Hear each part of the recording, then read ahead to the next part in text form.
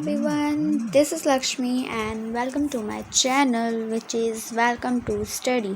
तो आज के इस वीडियो में हम बात करने वाले हैं चैप्टर नंबर 3 जो है मोनोपोलिस्टिक एंड कंपटीशन। ठीक है, मोनोपोलिस्टिक कंपटीशन।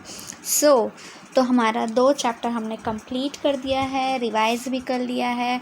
इसके साथ साथ मेरा भी रिवीजन हो जा रहा है और आप लोगों का भी हो जा रहा है, आप लोग को नोट्स भी मिल जा रहे हैं। आई होप आप लोग को मेरी तरफ से बहुत हेल्प मिल रही होगी। आई होप आपको बहुत हेल्प हो रहा होगा, आपको बहुत अच्छे से आसानी से मिल जा रहा होगा सब कुछ और समझ भी आ रहा होगा। हम टाइम वेस्ट नहीं करते, हम स्टार्ट करते हैं हमारा 3rd चैप्टर जो है मोनोपोलिस्टिक कंपटीशन। तो कॉन्सेप्ट क्या है, और एक बात, जितना सिलेबस में है बस उतना ही करवाऊंगी और उसमें भी मेरे पास जितने टॉपिक होंगे मैं बस उतना ही करवा पाऊंगी। ठीक है, उतना ही मैं भी करूंगी और आप भी करना, और अगर आपको एक्स्ट्रा मिल भी जाता है तो आप अच्छा है आपके लिए, आप वो भी कर लेना। ठीक है, तो अब हम स्टार्ट करते हैं हमारा कॉन्सेप्ट ऑफ अ मोनोपोलिस्टिक क्या है। तो मोनोपोलिस्टिक कंपटीशन एग्जिस्ट व्हेन, मतलब मोनोपोलिस्टिक कंपटीशन तब एग्जिस्ट होगा जब many company offer competing product और सर्विसेज, जब बहुत सारी कंपनी ऑफ़र कर रही होगी competing product services that are similar, जो सिमिलर है बट नॉट परफेक्ट सब्स्टिट्यूट, लेकिन वो परफेक्ट सब्स्टिट्यूट नहीं है। एक दूसरे के सिमिलर तो हैं लेकिन परफेक्ट नहीं है, एकदम डिट्टो नहीं है। ठीक है, कुछ चीज़ें ही सिमिलर है, तो उसको बोलते हैं परफेक्ट कंपटीशन। ठीक है, तो समझ आए मोनोपोलिस्टिक कंपटीशन मतलब कि मोनोपोलिस्टिक कंपटीशन तब होता है जहाँ पे बहुत सारी कंपनियाँ ऑफ़र करती है कॉम्पिटिटिंग प्रोडक्ट को, सर्विसेज को, वो जो प्रोडक्ट है वो एक दूसरे के सिमिलर तो हैं लेकिन वो परफेक्ट सब्स्टिट्यूट नहीं है। ठीक है, परफेक्टली एक दूसरे के रिलेटेड नहीं है, सिर्फ सिमिलर हैं। ठीक है, तो अब देखते हैं हम लोग उसके कुछ कैरेक्टरिस्टिक। ठीक है, तो क्या है characteristic of a monopolistic, characteristic क्या है, तो फर्स्ट है हमारा existing of a many firm. Firm क्या है, एग्जिस्ट करती है, बहुत सारी फर्म एग्जिस्ट करता है वहाँ, उसमें मोनोपोली में बहुत सारे फर्म होते हैं। ठीक है, 1 मिनट।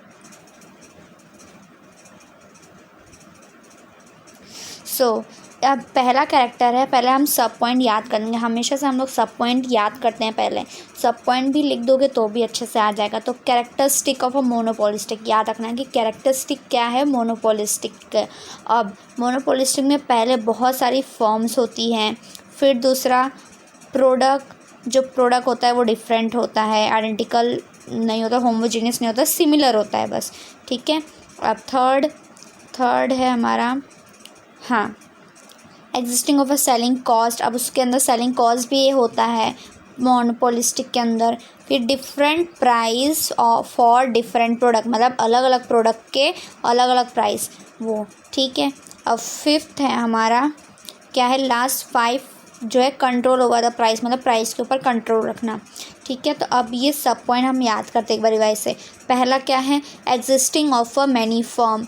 सेकेंड क्या था, प्रोडक्ट डिफ्रेंशिएशन। थर्ड क्या था, existing of a selling cost. Fourth क्या था हमारा, different product different price from different product. और 5th हमारा कंट्रोल ओवर अ प्राइस। तो ये हमने सब पॉइंट याद कर लिया। अब हम उसका अंदर का कंटेंट याद करेंगे। ठीक है, और इस वीडियो में हम लोग सिर्फ और सिर्फ मीनिंग, उसे कॉन्सेप्ट और कैरेक्टर के बारे में ही पढ़ेंगे। नेक्स्ट वीडियो में हम लोग आगे इक्विलिब्रियम करेंगे। ठीक है, under monopolistic competition there are many firm, ये मैनी है। ठीक है, many firm working in the industry, each of them producing different product which are related close substitute for each other.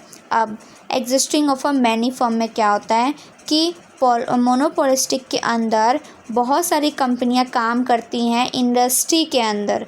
ठीक है, जो ईच ऑफ देम प्रोड्यूस, और हर एक firm जो है, हर एक इंडस्ट्री जो है वो प्रोड्यूस करती हैं अलग अलग डिफरेंट प्रोडक्ट को, जो एक दूसरे के रिलेटेड हैं। ठीक है, with each other, close substitute है।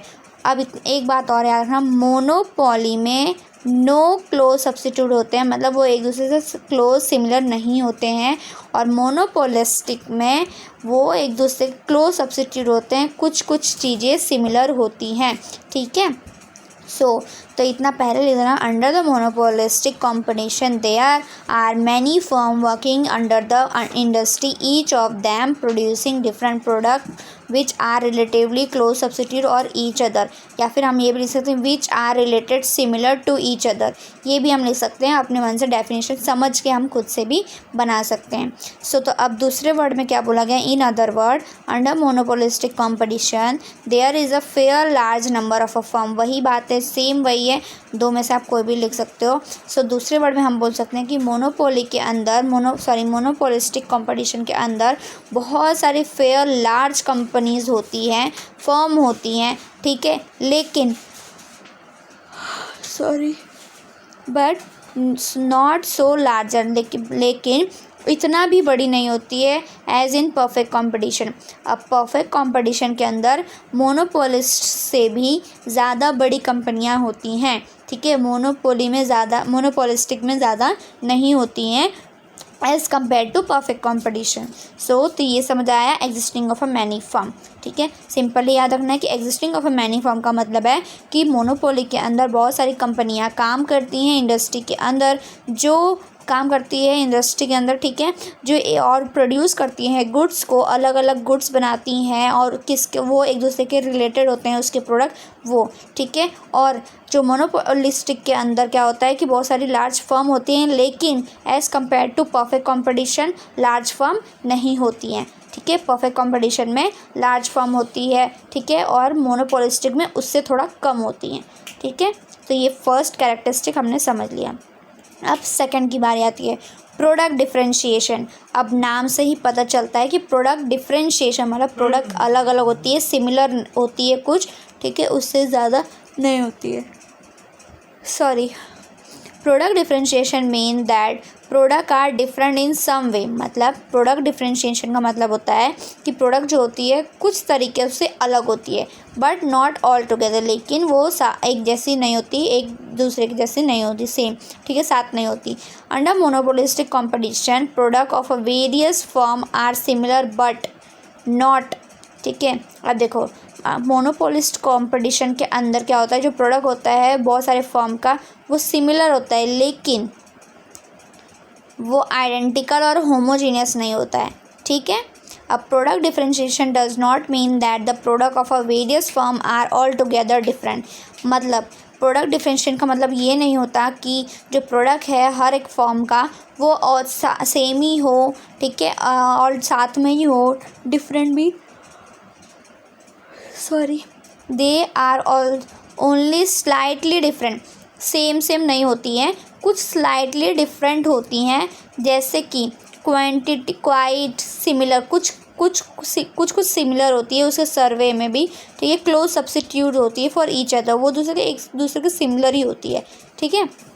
तो ये था प्रोडक्ट डिफरेंशिएशन, ठीक है। अब हम थर्ड की बात करते हैं, existing of a selling cost. अब existing of a selling cost क्या होता है, पहला तो ये third important characteristic of a monopolistic competition का, ठीक है, जहाँ पे सेलिंग कॉस्ट एग्जिस्ट होता है, ठीक है, वहाँ पे हुआ होता है। Under monopolistic competition there is a fair large company of each one producing different product which are relative close substitute for each other. Same वही है जो एग्जिस्टिंग फर्म और मैनी फर्म था, वही वाली लाइन है, पर लेकिन इसमें सेलिंग कॉस्ट इंक्लूड कैसे होगा, देखो समझो। अगर एग्जिस्टिंग ऑफ मैनी फर्म क्यों होती है, क्योंकि वहाँ पे लार्ज नंबर ऑफ फर्म होती हैं, ठीक है, अलग अलग प्रोडक्ट बनाती हैं, ठीक है, जो कि एक दूसरे के रिलेटेड होता है, ईच अदर के क्लोज सब्स्टिट्यूट होता है, ठीक है, जिसकी वजह से एक दूसरे के रिलेटेड होगा तो हम कैसे सेल करेंगे, वो कैसे हमारा प्रोडक्ट कैसे पहचान में आएगा कि ये हमारा प्रोडक्ट है और उनका प्रोडक्ट अलग है, हम दोनों का सिमिलर नहीं है। जैसे एक ही ब्रांड का, मतलब एक ही प्रोडक्ट जो है वो दोनों का सेम प्रोडक्ट है लेकिन ब्रांड अलग है, ठीक है। तो हमें कैसे बताना होगा सबको कि ये हमारा प्रोडक्ट है और वो उनका प्रोडक्ट है। तो सेलिंग कॉस्ट क्या होता है कि include all media of advertisement, जिसकी वजह से हमारे प्रोडक्ट के बारे में सबको पता चलता है कि ये हमारा प्रोडक्ट है। And publicity like radio, television, slide, newspaper, poster, attractive packing, gift combo, coupons etcetera, ये सब देकर हमें सेलिंग कॉस्ट इसको बोला जाता है कि जिसमें अपने प्रोडक्ट को आगे बढ़ाने के लिए जो हम सोशल मीडिया से यूज़ करते हैं, जिस तरीके से हम करते हैं उसको बोलते हैं सेलिंग कॉस्ट, ठीक है। तो ये कॉन्सेप्ट भी क्लियर हुआ। अब हमारा है फोर्थ वाला, different price for different product. अब अलग अलग प्रोडक्ट होंगे तो अलग अलग प्राइस भी तो होंगे, ठीक है। तो मोनोपोलिस्टिक के अंदर क्या होता है कि मोनोपोलिस्ट क्या है कि वो प्राइस मेकर है, ठीक है,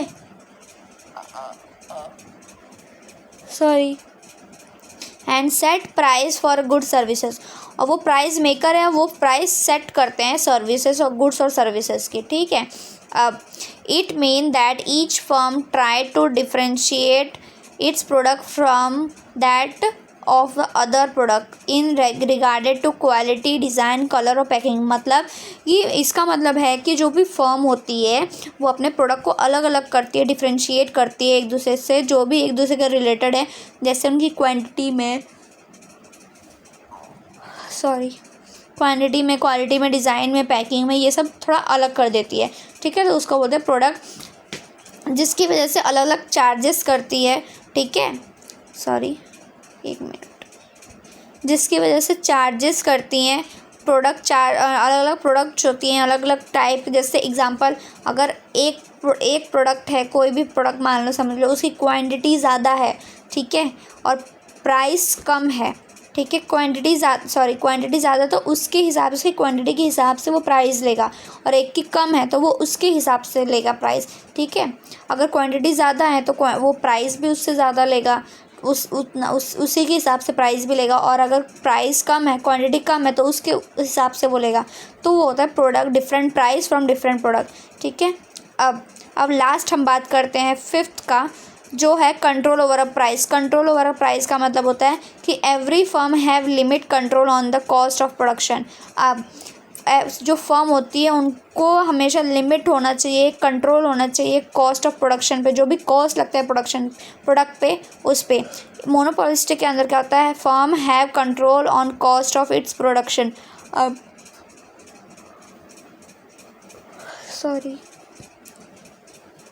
मोनोपोलिस्टिक के अंदर कंट्रोल होना चाहिए कॉस्ट ऑफ प्रोडक्शन के, ड्यू टू प्रोडक्ट डिफरेंशिएट के हिसाब से कंट्रोल होना चाहिए अपने कॉस्ट ऑफ प्रोडक्शन पे मोनोपोलिस्टिक के अंदर।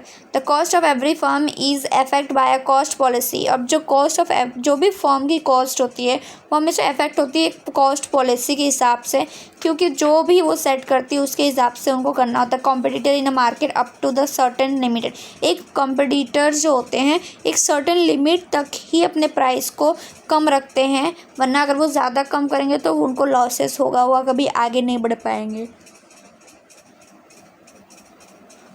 इसलिए, ठीक है। सो आई होप आपको ये समझ आ गया होगा। मैंने नोट्स प्रोवाइड नहीं आया तो एक बार नोट्स मैंने प्रोवाइड कर दिए हैं, आप लोग प्लीज़ एक रीड करना, और मैं इसको एक बार वापस से इरेज भी कर देती हूँ ताकि समझ आए आपको।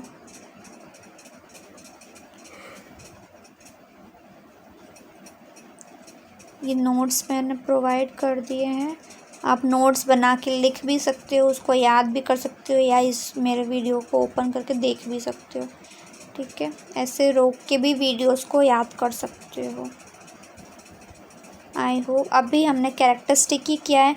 नेक्स्ट पार्ट में हम लोग इसके इक्विलिब्रियम और ग्राफ करेंगे, शॉर्ट रन लॉन्ग रन का, ठीक है। तो ज़्यादा पॉइंट नहीं लिखना क्योंकि हमारे पास टाइम नहीं होता है, तो 5 पॉइंट भी बहुत है, लेकिन जितना हो सके उतना लिखना, ज़्यादा वो मत करना, ठीक है। मैं इरेज भी कर रही हूँ और आप लोग रोक के लिख भी सकते हो, ठीक है। सो तो ये मैंने इरेज कर दिया है। आई होप आप लोग को समझ आ गया होगा ये part. So Thank you so much for watching my video. If you like my video, please subscribe, like and share my video. और कुछ भी समझ नहीं आ रहा तो प्लीज़ कमेंट कर देना, मैं उसको और अच्छे तरीके से एक्सप्लेन करने की कोशिश करूँगी और बेसिक्स से समझाने की कोशिश करूँगी, ठीक है। नोट्स मैं प्रोवाइड करती रहूँगी। अभी फ़िलहाल मैं 3rd चैप्टर पे अटकी हूँ और आप लोग मेरे साथ होंगे तो आपको 3rd चैप्टर पे अटके होंगे। तो आई होप आप लोग को समझ आ गया। So thank you so much for watching my video.